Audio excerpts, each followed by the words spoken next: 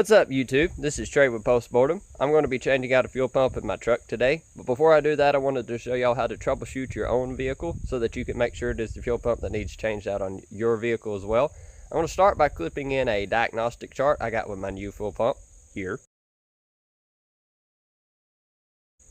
as well as include some videos of what I normally do to troubleshoot a vehicle and make sure it's the fuel pump that needs replaced. It's typically pretty easy, but I'll let y'all see that example here. Alright, if you're troubleshooting for a fuel pump you don't think's running, you turn your key forward and listen. Go for it, Granddad.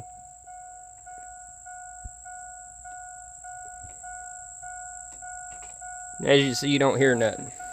Alright, y'all have now heard my truck that the fuel pump don't kick on, but my granddad's truck's very loud, so you'll be able to hear it very easy. Go ahead, Granddad. That's your fuel pump. So if you don't hear that sound, you can guess that your fuel pump is not working. After verifying that your fuel pump does not start, before you try to take out your fuel pump and replace it, first thing I would do is open up your fuse hatch. And if you look at your chart, in my case, this FPMP fuel pump is the relay right here that I replaced with a new one, the black one being the new one, this being what I put the old one in. And this did not fix my issue, but it may fix yours, so it's worth paying 10-12 bucks to get another relay and try that out first. Alright, now that the troubleshooting is out of the way, let's move on to actually accessing your fuel pump so you can remove it. I have already set my bed back down because I have my new fuel pump installed, but I'll walk y'all through the steps I took to get to that point. Starting behind your gas tank flap, there are 3 bolts or screws you'll need to be removing.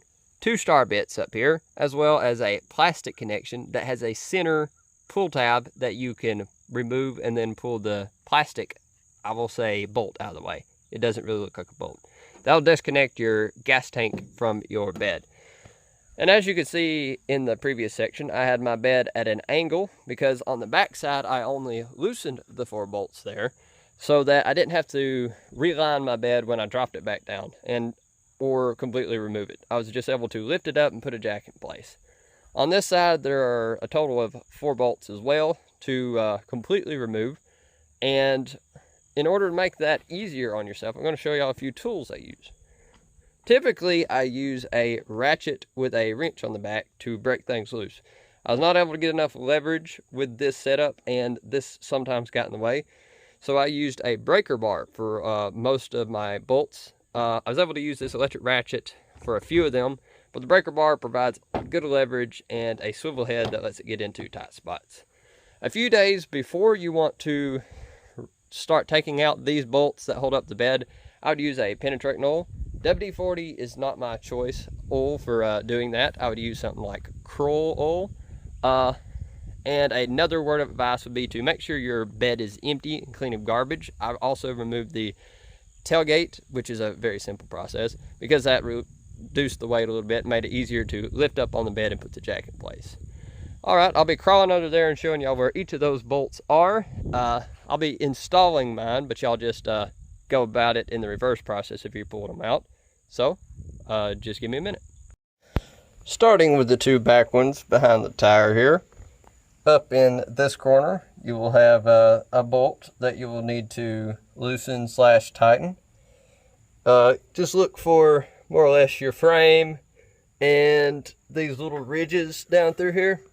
That will be what the next 3 are on. There's your second one. And I'll show you the ones in front of the tire here in just a moment. Alright, to show y'all where the ones in front of the tires are, come down under here. Right here, close to the end of the bed, that ridge, there's one of them. Come over a little bit, that ridge, there's the second one. And to show y'all my gas tank connection back in place, 2 star bits, and this little connection here, in case I didn't show y'all earlier. How I explained it is this little tab. You pull it out and you can pull it back, maybe use a flathead screwdriver, and you just put it back in place to get it to snap behind here. It's a little wider in the back when you do that. That will have you secure there. I figured I'd show y'all this now. On these bolts that were so hard to break loose, I am taking a bit of grease and putting around the underside here. You're not trying to coat the threads or anything, but I watched the video that talking about the torque pressure, and this rust creates so much friction around the end of your bolts that if you had a torque ratchet and was trying to get this in place, that you could be off like several hundred torque pounds if you did not have the bottom of them greased. So that's what I'm doing here. You can probably use Never Seas as a better option. But I'm using just regular lithium grease. Although not a great option, Vaseline is another option if you do not have any grease around, because I've had this stuff on metal and such and it not be set up for a year. But it's probably preferable to get regular grease. As I was saying earlier, just leave your 4 bolts on your passenger side end so you can tilt your bed out of the way. And of course your fuel pump's up here in the front. I used a jack stand to keep this propped up, as well as some 4x4s for some added security. Alright, I've gotten to the point where I want to disconnect my old fuel pump. I was going to show you all the various connections on each of these cables and each of these lines. These are only 2 lines that are the same, everything else is different. These are going to be your best 2 tools to work on this, particularly this little pick here. And I've already disconnected some of these, so it will be easier for me to disconnect it than y'all. Starting with this cable right here, you just pull up this tab and you will be pulling that out. On this particular plug, you'll pull this little connection here out. You'll got a little tab right there. If I can do it with my hand, I'll do it. If I can't, I'll do it with a pick. Pushing down this little hook in the middle so that you can slide that out. And on the back side of this, there's another hook that goes down into the white part. It might be easier to shove up on that a bit. Don't break it.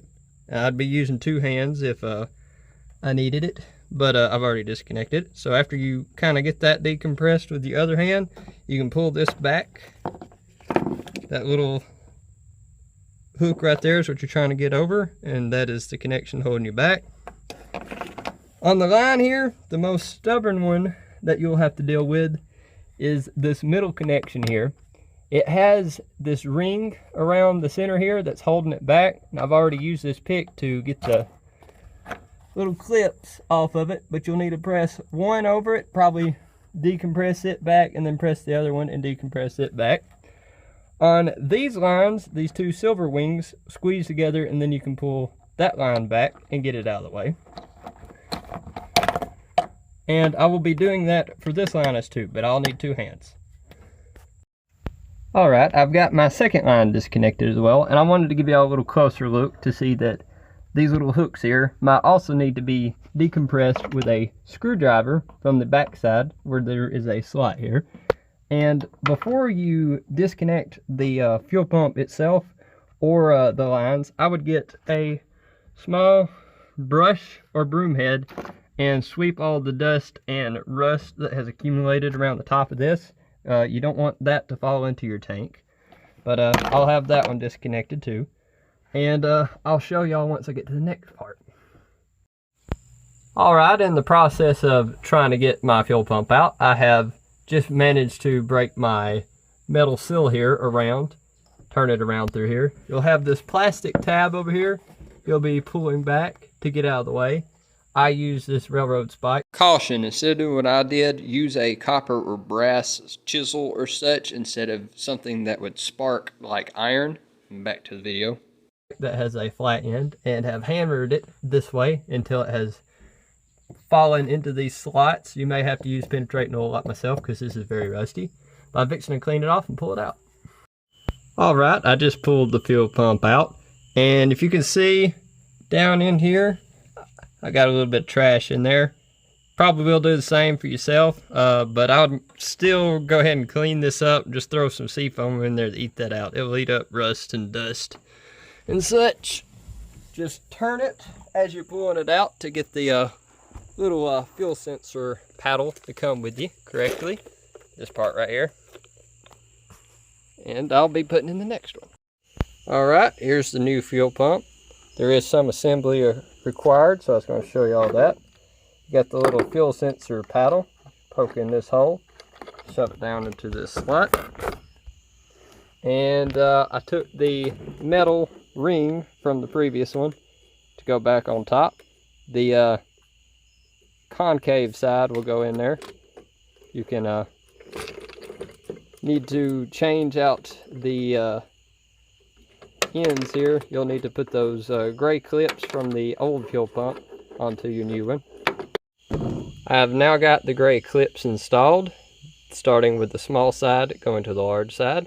So you shouldn't be able to get that mixed up, but there you go.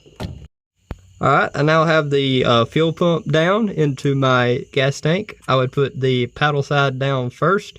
Make sure that your connections here turn the right way, and you will be pressing this metal clip, or I should say flange, down into the slots here provided over the hooks and turning it back the opposite way.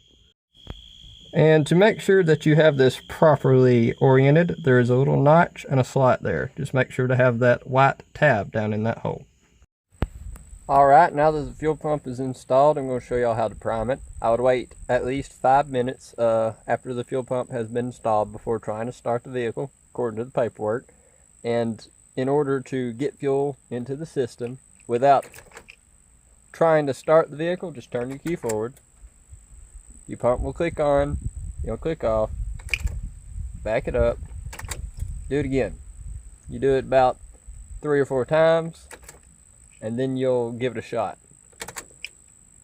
That's 3 for me. 1 more. Now I'm going to try to start it. There you go.